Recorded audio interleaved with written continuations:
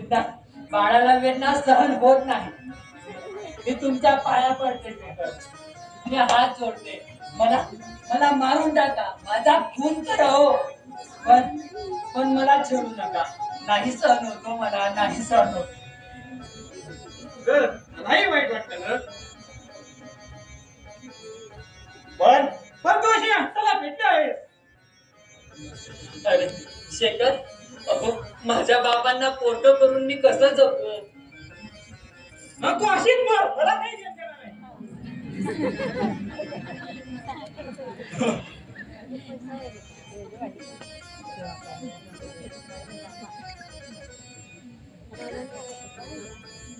देवा, अरे देवा, किती निष्ठुर आहेस तू.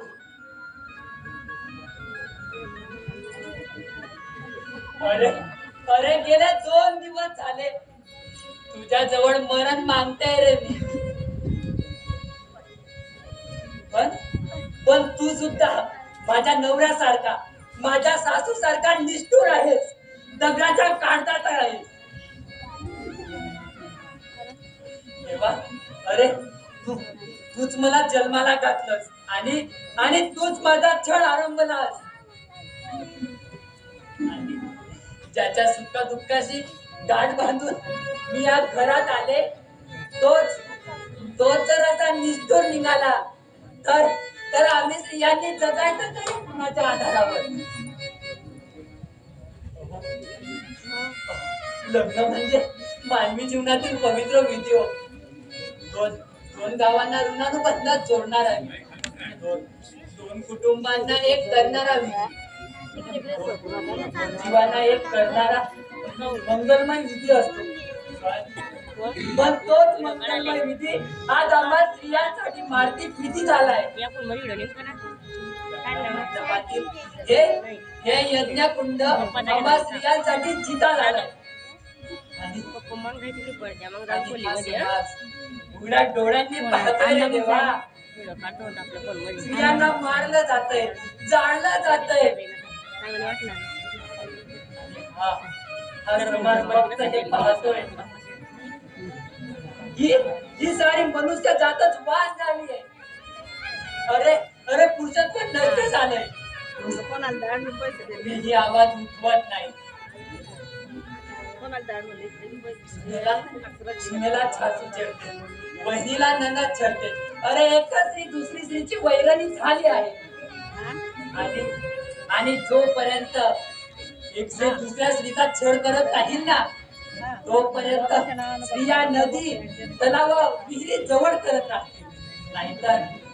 नाहीतर जळून तरी मरतील.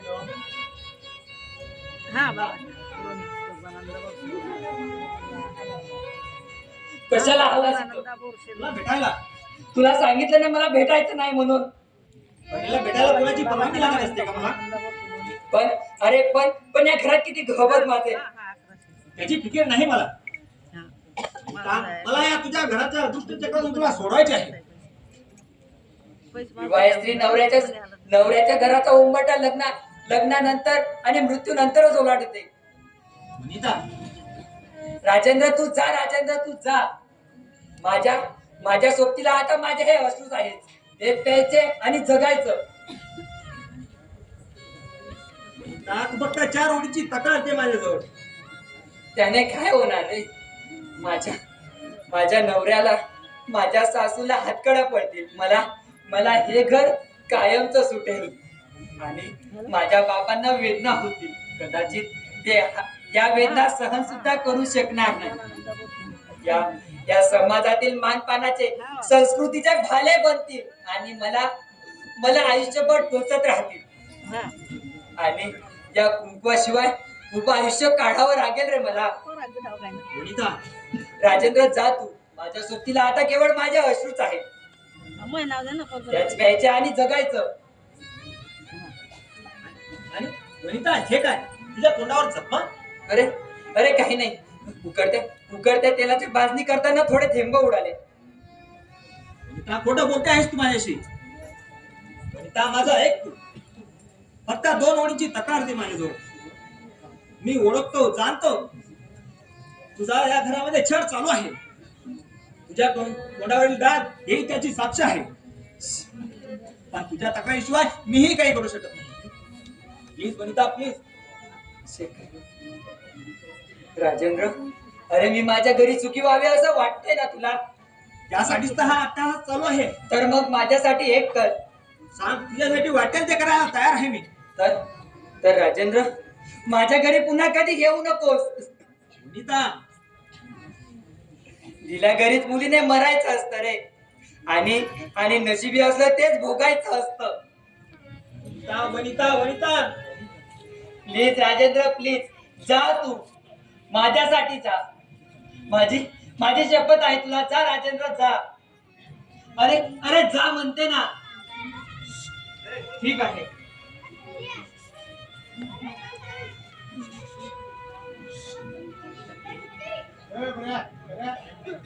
देवा देवा, अरे किती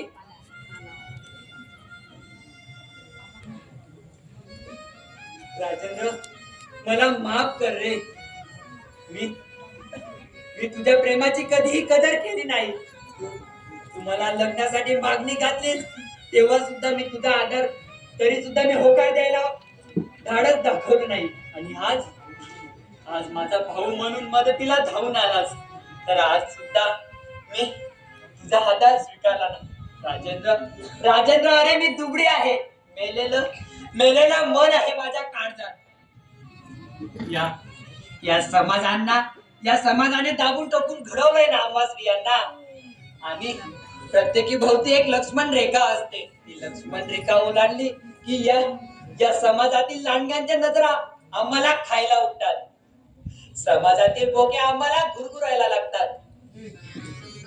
आणि प्रतिष्ठित चोर कावडे कावडे चोची मारू लागतात. आम्हा अरे अरे देवा, आम्हा स्त्रियांना स्वतःच स्वतंत्र अस्तित्व नाही का? आम्ही केवळ दासी, चढण्यासाठी आणलेली वस्तू, भोग वस्तू. हो मुलांना जन्म घालणाऱ्या माझ्या आहोत का? नाही, कुठेतरी आवाज उठवला पाहिजे. अन्यायाशी झुंज दिलीच पाहिजे. अगदी राजेंद्र म्हणतो तशीच. वनिता बेटी. बाबा बाबा बाबा. बेटा, वनिता काय झालं तरी? बाबा बेटा तू कशी आहेस तरी? आणि हे तुझ्या चेहऱ्यावर कसलं दाग? बाबा हो, माझं जाऊ द्या. तुम्ही ठीक आहात ना? कसे आहात तुम्ही? चाललंय आपलं. हो तब्येतीला जपताय ना तुम्ही? पुरी, आता तब्येतीला काय जपायचं? अगं त्याची रात कधी होते हे पाहायचंय आता. बाबा अगं पुरी, माझं एकट्याचं जीवन काय जीवन आहे? अगं पुरं घर खायला उठतंय मला. क्षणाला तुझी आठवण येते पुरी. आठवणीचा महापूर वाटतं पोरी धावा सुटाय आणि यावं तुझ्याकडे आणि तुला छाती शिकवताय आणि तुझं बोलणं ऐकत राहून. बाबा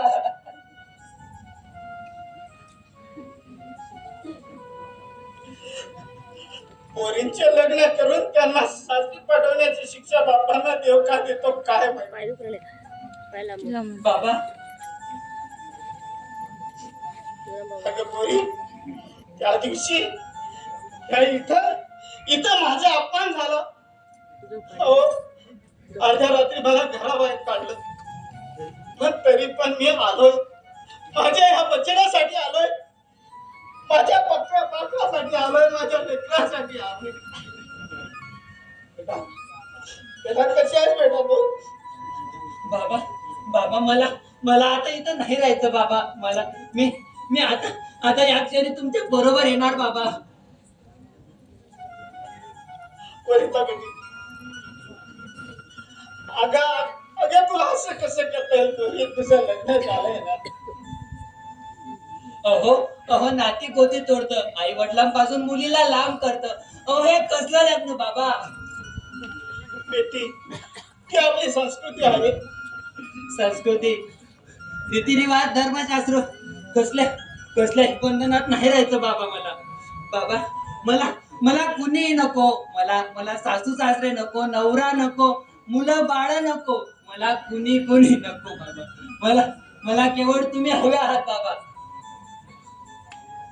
वनिता बेटी, बाबा मला घेऊन चला ना तुमच्या बरोबर. कुठे येणार बेटी? अहो आपल्या घरी.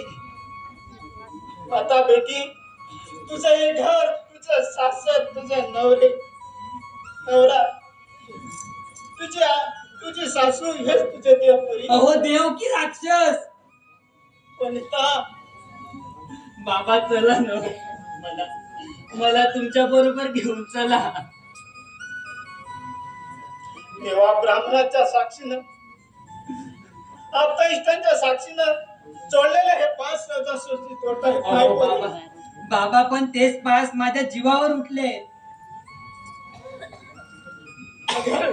पण माझ्या बरोबर आले ना तुझ्या गळ्यातील फास ते निघतील का? अहो हे काळे मनीस तर माझ्या जीवावर उठलेत. या मनांना मला कायमचं दूर करायचंय बाबा. अगं ते मध्ये दूर करशील, पण माझ्या सोबत येऊन काय करशील परी? मी आहे तोवर आधार आहे. माझ्या मागे काय? या कोणाच्या आधारावर जगशील? अगं या समाजातील राक्षस तुला जगू देणार नाही परी. बाबा वनिता, अगं मुलीच्या जातीची वेळ आई बापाच्या अंगणात वाढते पण घराबाहेर पडते ते सासरच्या मढ्यावर पोरी.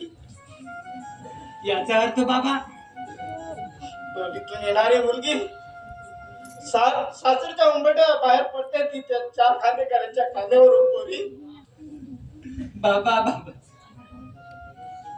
कर्जाचा दगड घेऊन बोलतोय पोरी. आता माझ्या पायात पण नाही, छातीत ताकद नाही माझ. शुक्ला पान कधी गळून पडेल. आता तुला कसे आणि कुठे घेऊन जाऊ पोरी? बाबा अगं मलाच तर आता हाताची गरज आहे. आता मी तुला कुठे नेणार पोरी? बाबा